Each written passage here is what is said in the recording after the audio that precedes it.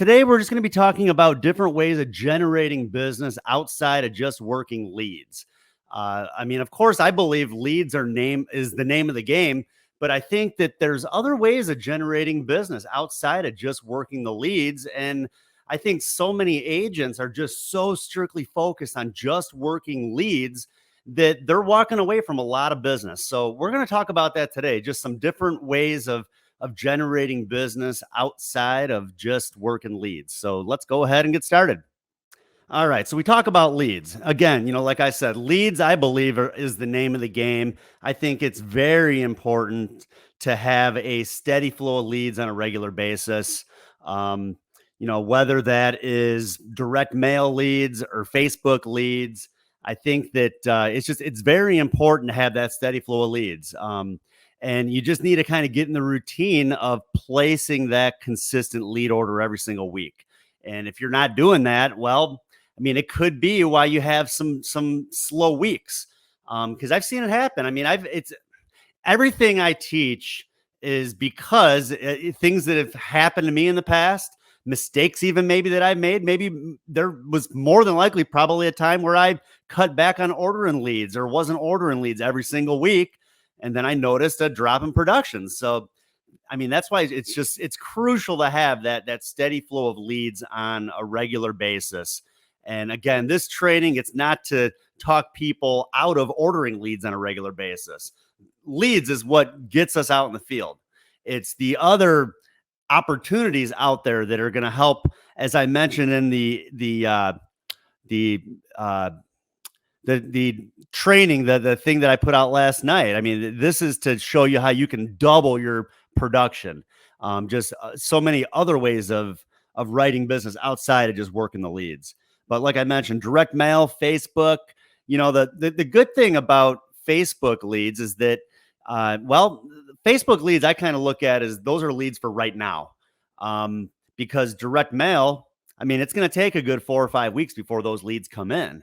And, the problem with that is that in the meantime, you're going to need something to work. So again, and I think this business too, you got to be willing to bet on yourself. It is a bit of an investment when you first get started, because you got to focus on not just leads for right now, but you need to focus on leads for 4 or 5 weeks down the road if you're going to focus on the direct mail. And to me, direct mail is like the best lead that you can get out there, at least for final expense. The good thing about direct mail, even though you are going to pay a lot more for a direct mail lead and returns are not what they used to be, it's going to put you within a very small area, 1 zip code, maybe 2 zip codes, where you'll have a whole lot of people to see all within that one area. And to me, time is money. So if even if you're paying twice as much for the leads as you would for like a Facebook lead, you're going to be able to get in touch with a whole lot more people throughout the day working direct mail, because everything is going to be so much closer together. The Facebook, again, there's really no way to do a Facebook campaign where everything's going to be all within that one small area. Everything usually ends up being I'd say at least about a 25-mile radius, which means, there could be leads that are 50 miles apart, maybe even further, maybe 100 leads apart. 100 miles apart. So, but in time though, even with the Facebook leads, if you're consistently ordering the Facebook leads, it's going to get to the point where you kind of have that inventory of leads where you're going to have leads that are closer together.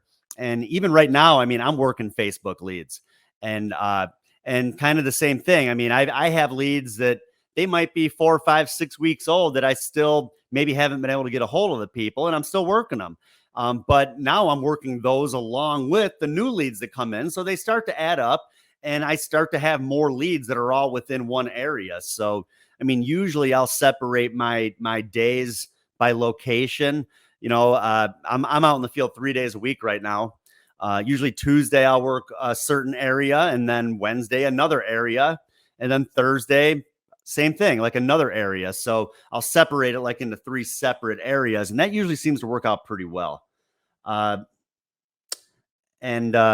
someone asked about live leads. Live leads. I'm assuming you're probably talking about like live transfers. This is more focused on field sales. Live transfers could be good, but again, I mean, I think that the expense can really pile up because I mean, you're going to spend a lot for those leads. You're not going to close everybody, and the hard part with selling over the phone is that if you don't sell that person right then and there, it's going to be very difficult to get that person back on the phone. You say one wrong thing over the phone, you get hung up on, and you're probably never going to talk to that person ever again. So, I kind of look at the the leads for out in the field as, even if I am calling and setting up appointments, if they tell me no over the phone, well, they're going to have to tell me no to my face too when I show up, and that's something that, well, you really can't do over the phone. So, but anyways, let's move forward here. Now, Unity Life Group, that is our agency, and we do provide lead financing to agents to help pay for lead costs. The reason I bring that up is just because I know that a lot of times there's agents out there that are coming from other opportunities, other careers. Maybe they just weren't successful, and maybe they're struggling money wise. Maybe they just don't have a lot of funds to work with. It's real difficult to get involved with something if you don't have money for leads. And I mean, yeah, there's free lead places out there. I mean, I've seen there's different IMOs, there's different agencies that have free lead platforms. But the problem with a free lead platform is that you're going to be on a low comp, and you're always going to be on a low comp. So it doesn't matter how many leads you're working, you're only going to make that minimal commission, where our lead financing, a little bit different. Our lead financing, well, the way that it works, well, you receive leads up front, and then those leads will be paid through the sales that you generate. So now half of your commission goes towards paying towards the leads, and the other half is going to go straight into your bank account. So now it might take about maybe 1 to 3 sales a week to clear your lead balance. But then after that, you're seeing your full commission, and we're not starting people on 50% contracts. I mean, we start people on a very good street level commission, maybe even higher, depending on your experience. And with that, so the only time you're getting paid less is when we're taking half to cover your lead expense. Once you make the 1 to 3 sales out of, say, 30 leads that you're working every week, then everything else you're going to be earning that full commission. Where anywhere else, free lead system, you're just on a low comp, and you're always going to get that low comp. In the long run, you're going to end up making a lot more money this route. So, and like I said, after the leads are paid off, then you're going to see that full commission. So now, again, our focus here, talking about leads is one thing. We want to talk about other ways of generating business. And of course, we're going to go through a couple simple ones pretty first, some that most agents, I would assume, are probably already doing. I would hope so. Referrals. I mean, pretty common sense. I mean, I think one problem though is that when agents are in a house, they make a sale, and they're like so excited that they made that sale that they are just jumping up, and they're heading out back to their car, and then they get back to the car and they're like, oh shoot, I forgot to ask for referrals. If you're not asking for referrals, you're walking away from a lot of opportunities. You got to remember the people that we're working with on a regular basis, people that they're friends with, more than likely are in the same situation where they more than likely probably need some help with this too. So again, the only cost for a referral is that you have to ask. If you don't ask for a referral, you're not going to get one. So that's it. So this is just one way that I ask for referrals. And to me, I kind of look at it this way. I just help that client with something that they need. And so they're happy that I was able to help them. And sometimes it's like, if they feel like I'm actually going to get something out of them giving me a referral, they'll be more willing to help me. So very simple. My script, you may wonder how I get paid. Well, I do get paid a commission by you taking this policy out and keeping it in force. So I'm glad you're serious about your decision today. And I also get paid by you giving me names of 5 people who not necessarily want to take out a policy, but would at least like to hear about what we talked about today. So what am I doing there? Not only am I asking for referrals, I'm also solidifying that sale. I get paid a commission, but only by you keeping this policy in force. So I hope that you're serious about this decision today. So, and they should be serious about it. I mean, it's something that they need. But again, so I'm not only getting the referral, but I'm solidifying that sale. And then have your client call the referral while you're there. There's just a much better chance the referral will answer the phone to their family member or friend than they will to you. I mean, I'm sure you've had those sort of experiences where you try to get a hold of your leads. Unfortunately, people just don't answer the phone. I mean, I tried testing a telesales platform about 3-4 months ago, and I got tired of it. I got tired of calling and calling and calling and people just not answering their phones. I mean, you really got to blow through a lot of leads to make sales that way. I mean, I know that there's people that have been successful doing it that way, but I don't have the patience, and I just needed to get back out in the field and start seeing people.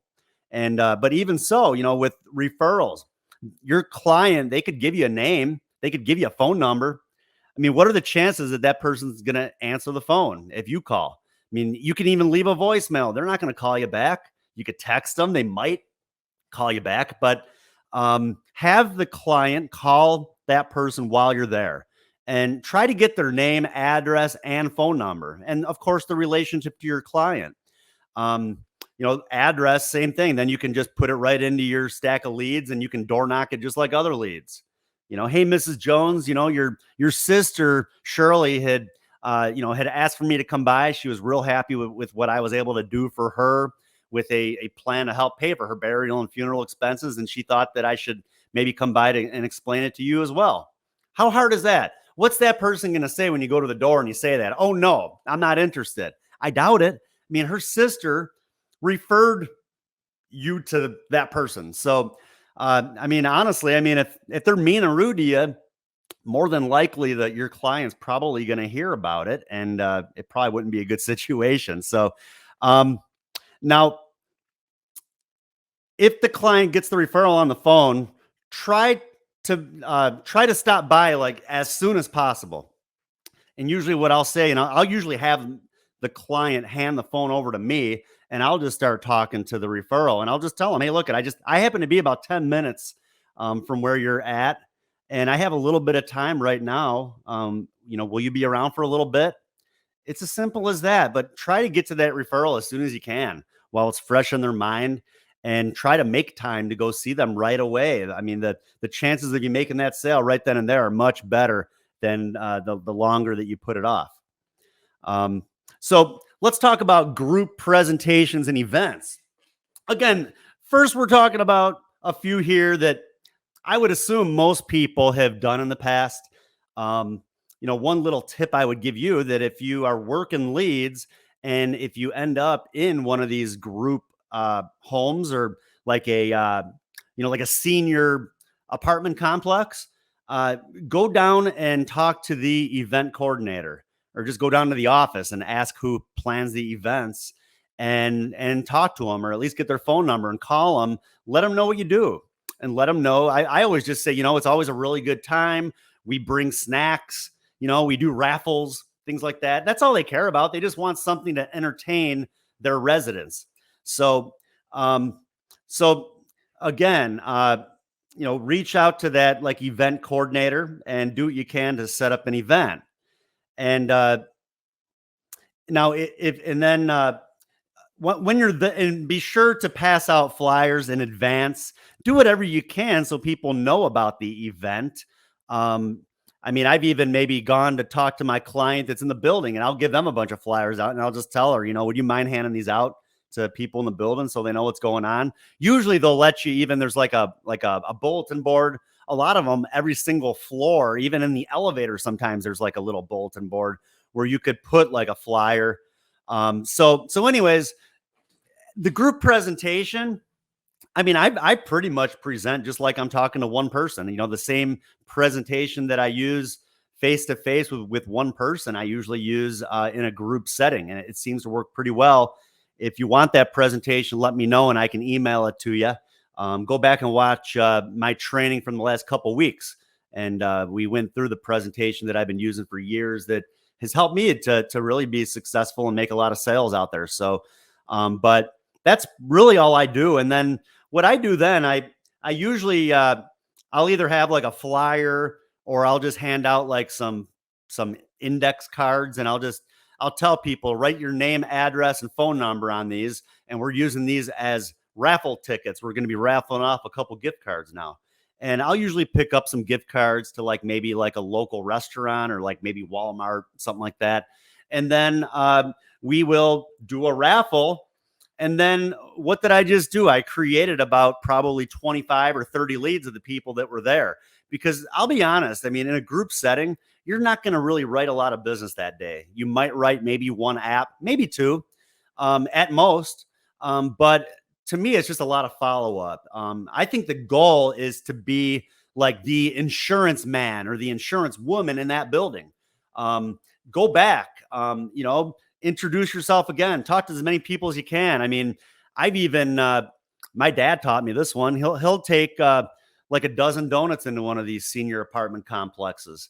And he'll just, what's going to happen when you walk up to a door like that with a dozen donuts? You think they'll let you in?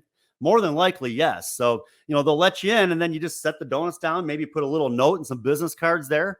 And again, just a way of generating business, but it makes you to be that point of contact for that building. So when people think about insurance, they're going to think about you, and that's the guy that we work with, or that's the woman that we work with that helps us with these sort of things. So to me, that's really the ultimate goal. I'll also take the postcards and I'll treat them just like leads, and I'll door knock them. I'll get back in that building, and I'll go from one room to the next with each one of those lead cards that was like their raffle ticket. And hey, Mary, remember me? You were at the presentation the other day. I was back in the building visiting with some people, and I just wanted to see if I could give you a free quote. Might take about maybe 5 minutes to see what you'd qualify for.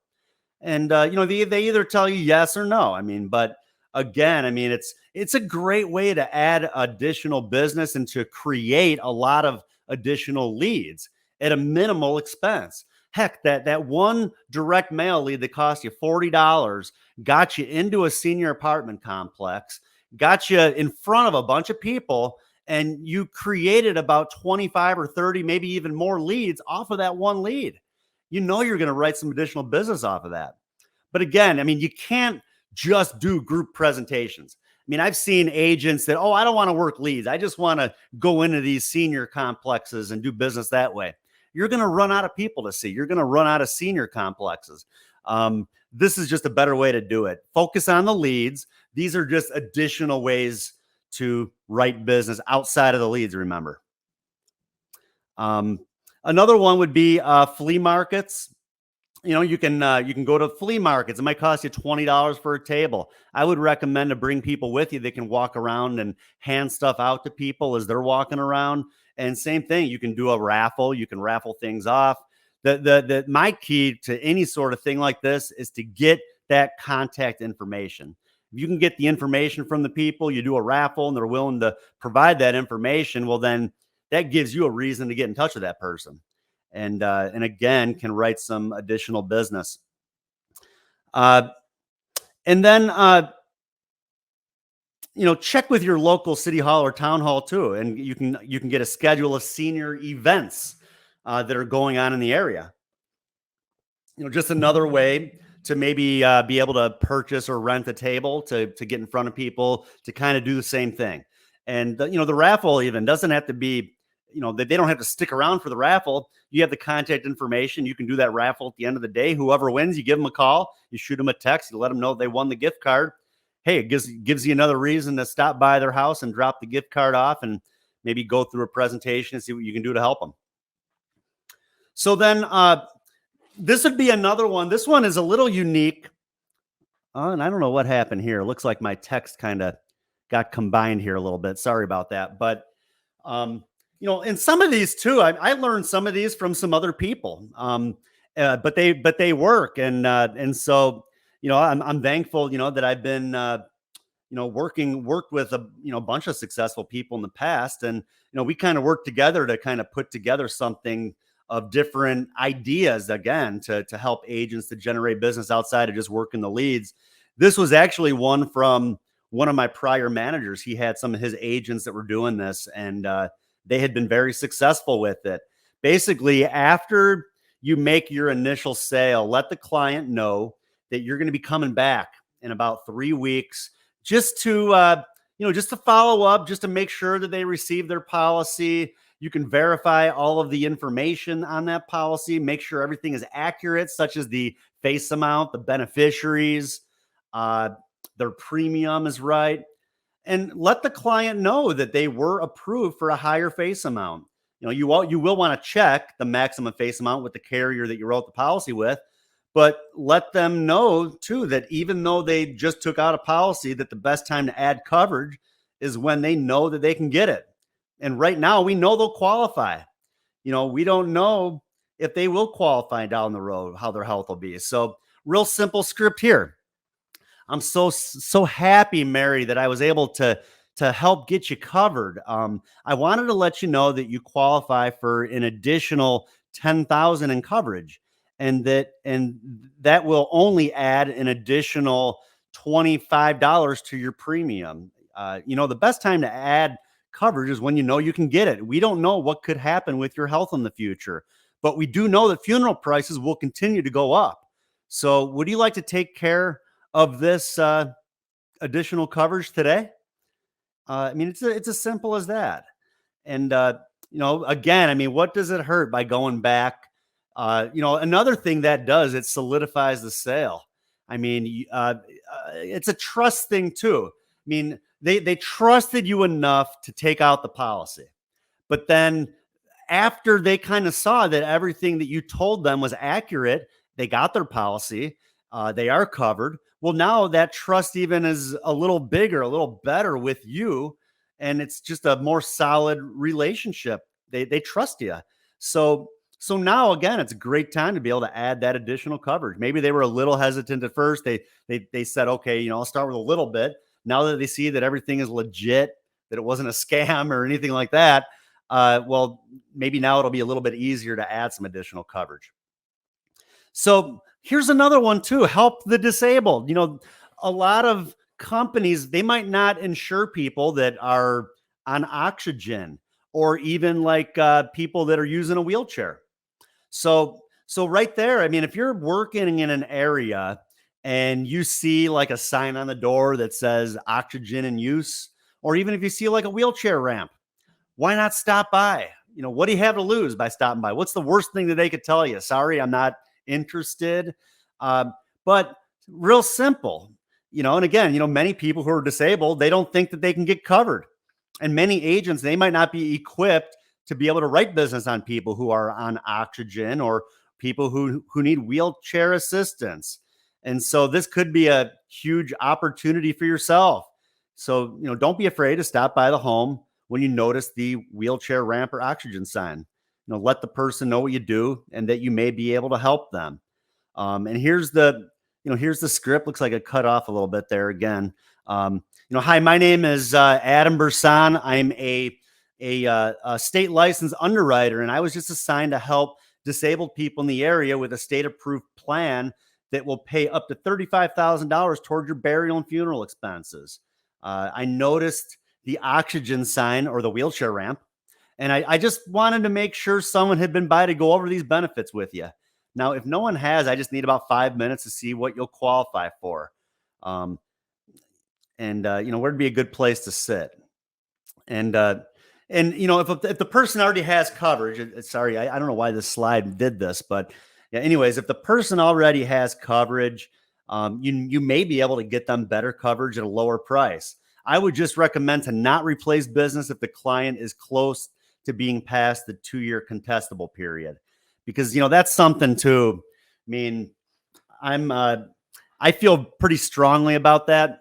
Like if someone has had a policy for close to 2 years, well, the last thing I want to do is start them in a new policy and replace the old one, and then that 2-year clock starts over again. Even if I think that they can be covered right away. We don't see every single little thing in their health records when we're writing an application. And the last thing I want to do is take somebody out of a plan where they're like 1 or 2 months away from being fully covered, or being past that contestable period where no ifs, ands, or buts that insurance company has to pay, I want to make sure, I'm not doing a good service to them if I replace that policy. If anything, I'll add coverage on someone like that. But for me, usually, if they've had that policy and it's like maybe right around a year old or less, I would consider replacing it. But after that, like I said, and you know what, if you're upfront and honest with the client and you tell them, don't let anybody come in here and talk you out of that policy because you're just about past the 2-year window. If anything, I'll help you add coverage. Well, that's going to build trust with the client as well, because they know that they can tell them that you're looking out for their best interest. So, business card too. I mean, everybody has business cards, but anywhere you go, don't be afraid to tell people what you do. Set a goal maybe of handing out 10 business cards a day, stores, restaurants, gas stations. I mean, anywhere. Real simple. Introduce yourself, hand them a card, let them know what you do. And, you never know who was just looking for insurance. We miss 100% of the shots that we never take. So, again, don't be afraid to talk to people about what you do. I mean, heck, if you can get some additional business that way, and something like this might not pan out right away. Again, it's about consistency. The more you're consistent with doing things and it just becomes a part of your day, well, it's all going to start to add up.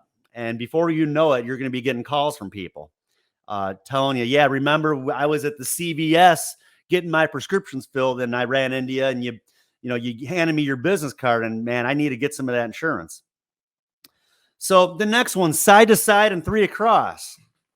When working your leads, remember, majority of the people in the area, they're in the same situation as the person that filled the lead card out or the person that filled out the form online. So while you're out door knocking your leads, knock on the next door neighbor's doors and also 3 across the street. So side to side and then the 3 across. Oh, what happened here? I don't know why this got so botched up. Sorry about that. I'll try to make it the slides clear for when I throw it on YouTube. But anyways, maybe too, another tip, maybe you've had trouble getting in touch with your lead. Maybe you've knocked on the door a few times and you just haven't been able to reach that person. Well, you can go to the neighbors with concern, hoping that the person is okay. And you can explain what you do and you may be able to help the neighbors as well. So, I mean, this turns 1 lead into a lead with 6 prospects. And again, just don't be afraid to do it. Don't be afraid to knock on a few doors around the lead. That's how you're going to get the most out of your leads. And again, doing all these little extra things is going to make up for that person that slammed the door in your face. Let's say the lead slams the door in your face. Well, I'm going to knock on 5 doors around that. If one of those 5 people answers the door and lets me in, heck, I can make that sale, and that's going to make up for that person that was mean and nasty to me. So, again, that's what we're talking about today. Just getting the most out of your leads and figuring out other ways of writing the business outside of just working those leads. Current policy holders. So, I don't know why this got so botched up like this, but one thing we need to do, we need to be servicing our clients. We need to do policy reviews. Often we've underinsured our policyholder at the beginning. And again, when the person is younger, the funeral cost was probably a lot cheaper too. So as time goes on, everything's going to continue to go up. Maybe when you wrote that initial policy, maybe they had other coverage on the job. Maybe they at the time they were just looking for some coverage, but now they no longer have that coverage on the job. Maybe it was a group term policy that had expired, little things like that. So I always recommend to go back to your clients once a year and do a policy review. Send out birthday cards, holiday cards, stay in front of your clients. That's also going to help too if you are in the Medicare business or if you're getting into the Medicare business. A lot of our final expense clients, they're on the Medicare plans, and And so again, just kind of gives you another reason to get in front of the people. But um, have a magnetic business card too. You can put it on the refrigerator. That keeps you top of mind. But just again, keep in mind that with the inflation, everything's going to continue to go up, and funerals are going to continue to go up right along with that. So what I put together, and this is something too that let me know. I can go ahead and I can email you one of these. Just shoot me an email or a text, and I can send one of these over to you. This is a funeral, basically a funeral cost inflation chart. I put this together about a year or two ago, and one thing we got to focus on is the fact that funeral prices are going to continue to go up. So when you're doing a policy review, this is a very useful tool, because you can kind of show the person right now what the current cost of a funeral is. Like 2023, look at the average cost around 11,000, 12,000. In 20 years, how much is a funeral going to cost? Quite a bit more, 25, 30,000, maybe even more. When I put this chart together, originally I had, as you can see in the middle here, this is the average inflation rate from 1972 to 2022. It was 4.02%. And so that is the left column here. That's inflation based on 4.02%. And then at the time that I was putting the chart together, the current inflation rate was 8%.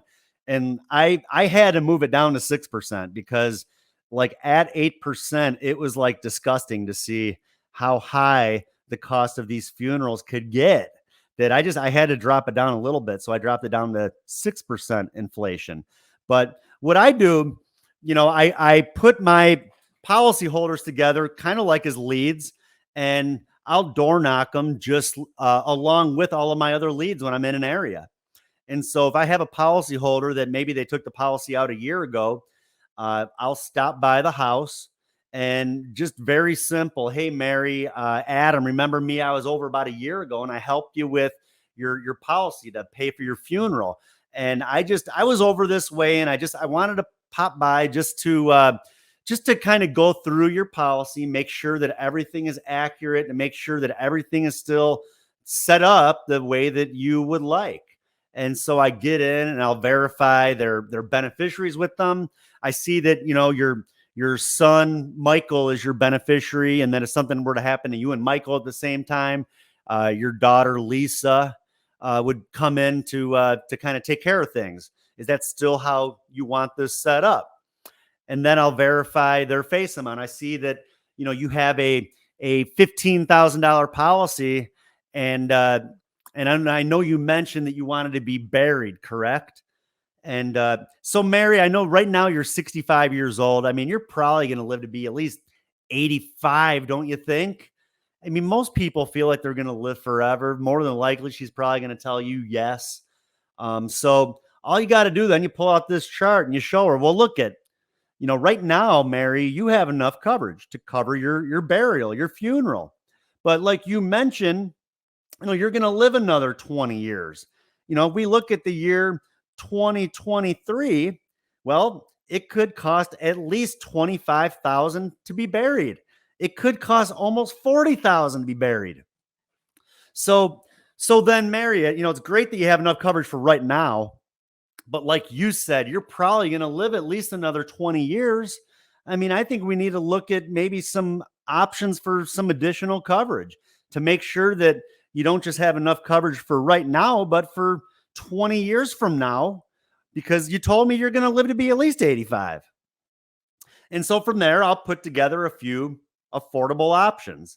I might do an additional 5,000, an additional 10, maybe an additional 20 that would double her coverage. She might just take out the small one, maybe just an additional 5 now is what's affordable for her now, but then she can always add more later. So again, another way of writing additional business. Go back to your policyholders, do these policy reviews. Again, use the policy, the funeral cost inflation chart that I put together here. And as I mentioned, shoot me an email. info@adambrsan.com. And I'd be more than happy to email you one of these, and it's a very useful tool that I think can help you. So cold door knocking. Hey, that's another way. Again, we finance leads for agents, so they don't have to worry about the cold door knocking. But heck, it happens. You have a bad week, you get overfinanced. Maybe someone doesn't want to have the debt sitting in their lap, and they just want to get out there and see some people. That, and again, a lot of times when people don't have money for leads, I mean, heck, you're not making a lot of money, and maybe you're going through a tough time. And I mean, door knocking leads is hard, but I think being broke is harder. So if you're willing to put the time in, and if you're in an area where maybe you've worked leads in the past, and you know that a lot of people that are within that area are good candidates for final expense, well, then why not go up and down the block? I'd recommend a neighborhood too where the houses are very close together. I mean, the closer those houses are together, the more people that you're going to be able to get in touch with in a short amount of time. So, I mean, and I think that you can hit easy 20 doors in an hour in one of those areas. Might not be a bad idea to put together like a little flyer too, or like you can order like those little door knocking, or I'm sorry, like those little door hangers, where if the person's not home, you could at least maybe leave a door hanger with your information, or maybe just tape like a little, like a little postcard with a little advertisement with your information on it on their door, just something. And who knows, you might even get some calls that way too. But, we've just found that, you put the time in, you're going to make some sales. And we found that every 40 doors that you knock on should equal one sale. So what does that mean? If it takes, if you can knock on 20 doors in an hour, that would mean that if you're doing it the hard way and you're just going up and down the street, knocking on doors, every 2 hours, you could make a sale. That's not a bad deal. I mean, you could knock on 100 doors a day and you're going to make, I'm sorry. Yeah. I mean, okay, 40 doors, one sale. So I guess, yeah, that would mean figure in 4 hours, you'd make 2 sales. Not a bad deal. I mean, heck. And again, you're knocking 100 doors in a day. I mean, that's 2.5 sales. That's going to accumulate to more than likely at least 1,625 in annualized premium. You do that for 5 days a week, you're writing over 8,000 in premium just knocking on doors. And heck, you don't have to do it that way forever. You do it the hard way to maybe get yourself out of a hole because you just don't have money for leads. All it takes is maybe 1 week of this, putting up some sales. You can get back into a lead program, start working leads again, or maybe you like doing it that way. Heck, I mean, it's good exercise too. One of the first companies I worked with, the owner and CEO of the company at the time, he used to call me about once a month, and he'd check in on me. He'd say, "Hey, Adam, how are things going? Have you done any neighborhood enrollments lately?" And I'm like, "What are you talking about?" He's like, "I know you're working leads and that's great, but you can just make sales by, going up and down the street and knocking on doors." And I'm just thinking, why the heck would I want to do that? And he's like, "Well, why don't you try it? Try it, and I'll get back to you next month. Let me know how you did." And I told him, "Yeah, sure, I'll go ahead and try it." And I did. And I would knock on doors, and same results as I'm showing you here. About every 40 doors I knocked on, I made a sale. I mean, I put myself in a situation when I was young. I was probably maybe, 23 years old, just overfinanced. The company I was working with, they were financing me on leads. And I was overfinanced. I got a call from my manager. "Sorry, Adam, we can't send you any more leads. So, you're going to have to figure out a way to write some business, or I guess you're just going to have to go get a job doing something else." So, I mean, what did I do? I decided to pick out a neighborhood. I went up and down the street. You got to do whatever it takes. You got to be willing to do whatever it takes. And sometimes if you put yourself in that sort of situation, heck, figure out a way to get out of it. And I knocked on it that day. I think I maybe knocked on 15 doors, and I finally got in a house. I wrote the app. I made a sale, and I think I made a few more after that. So it works. Again, the hardest part is that you have to put the time in to do it, and it's hard. It's time consuming. Um, but heck, I mean, like I said, what's harder, being broke or going out there and seeing some people and making some sales? Here's another just way of promoting yourself, promoting your business while you're out in the field, while you're working areas where everybody is kind of in that situation where they could use a final expense policy. Why not have a billboard on your car? You're driving around with your information. Real simple, just something as simple as this: life burial insurance with a phone number. I mean, I had one on the side of my car. It said life burial insurance, affordable rates, with my phone number. And then I had this on the back. And I mean, heck, now if you really wanted to get fancy, you could wrap your car even in like a billboard, make it look all fancy and stuff. But seriously, I mean, something like a magnet like this is going to cost you about $30. I mean, the cost of about one lead. All it takes is one person to call you, and it's worth it. I mean, you'll be at a stoplight and someone will be behind you. All of a sudden, your phone starts ringing. And again, just another way to generate business outside of just working the leads. So, so in closing, working leads will always be the best way to generate business. And as I said from the beginning, you gotta be on a steady lead order. You gotta have that steady flow of leads on a regular basis. But then from there, let's look at all these other ways of generating business that we talked about today. And again, I feel like it could double your production, could double your income. Well, actually, it'll more than double your income because it's going to reduce some lead expense. You're going to make a lot of additional sales without any additional expenses outside of maybe the cost of a car magnet or some snacks that you're going to be taking to a meeting. So again, if you combine, combine all these things together that we talked about outside of just working leads, I mean, you could earn an additional 12 sales a week, which is going to really lead to a lot of additional business. So, remember too, if you have yet to sign up for my trainings, go to adambrsan.com and you can sign up for future trainings. And then feel free to check out Unity Life Group as well. We are growing. We've had really every single month has gotten better and bigger than the next. We got a lot of agents that are set up on our lead financing program. They're working 30 leads every single week. They don't have to pay for them up front. And I mean, I can send you even some screenshots of text like, Adam, keep those leads coming. Those leads are solid. I'm making good sales off those leads. And again, they love it. They don't have to worry about paying for them up front. They're making sales, and over and above their, enough to pay for their leads every week, they're putting in some pretty good commissions. So, we have opportunities for in-home sales. We have opportunities for telesales. Again, we do have the lead program. You never have to run out of people to see. If you're coming from a situation where you just don't have a lot of money, but you're motivated and you're trainable, well then, give us a call. We'd be more than happy to work with you, see what we can do to help you long-term in the business. We have high-level contracts too for those that have been in the business a long time, and those maybe that are looking to build a team that just maybe need a little bit more room to be able to put people under them. So, again, like I said, we're building, we're growing, but we got a lot of good things happening here, and we'd love for you to be a part of it. So, and additional training, like I said, check out adambrsan.com/training.